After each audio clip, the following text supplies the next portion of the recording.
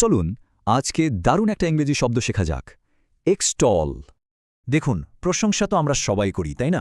কিন্তু সেই প্রশংসাটা যদি হয় সবার সামনে খুব জোর দিয়ে, তখন কি বলবো? চলুন একটা গল্পের মধ্যে দিয়ে ব্যাপারটা বুঝি। এই হলো আনিকা, বাংলাদেশেরই একজন ব্রিলিয়েন্ট স্টুডেন্ট। আনিকা একটা জাতীয় বিজ্ঞান প্রতিযোগিতায় ফার্স্ট হয়েছে, তার অসাধারণ একটা প্রজেক্ট দিয়ে। সবাই তো দেখে অবাক। এখন তার এই দারুণ কাজের জন্য যে প্রশংসাটা সে পেল, সেটা কিভাবে বলা যায়? এখানেই আসছে আমাদের নতুন শব্দটা, এক্সটল। যেমন ধরুন, তার টিচার পুরো স্কুলের সামনে ওর ডেডিকেশনের প্রশংসা করলেন। এই যে সবার সামনে প্রশংসা, এটাই হলো এক্সটল করা। শুধু তাই না, একটা নিউজ রিপোর্টেও তার প্রজেক্টের ইউনিক ফিচারগুলো নিয়ে খুব প্রশংসা করা হলো। এমনকি একটা অ্যাওয়ার্ড অনুষ্ঠানে এক বড় কোম্পানি সিইও তার ইনোভেটিভ অ্যাপ্রোচের অনেক প্রশংসা করলেন। তাহলে এক্সটল মানে কি দাঁড়ালো? এর মানে হলো খুব উৎসাহের সাথে সবার সামনে কারোর অনেক প্রশংসা করা। তাহলে তিনটা জিনিস মনে রাখতে হবে। এটা অনেক বড় প্রশংসা, এটা সবার সামনে করা হয়, আর এর মধ্যে থাকে গভীর শ্রদ্ধা।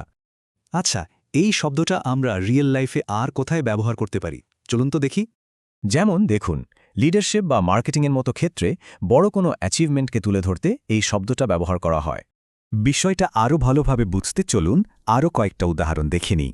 এখানে দেখুন, একজন সিইও তার টিমের নতুন আইডিয়া আর পরিশ্রমের প্রশংসা করছেন সবার সামনে, ঠিক আনিকার গল্পের মতো।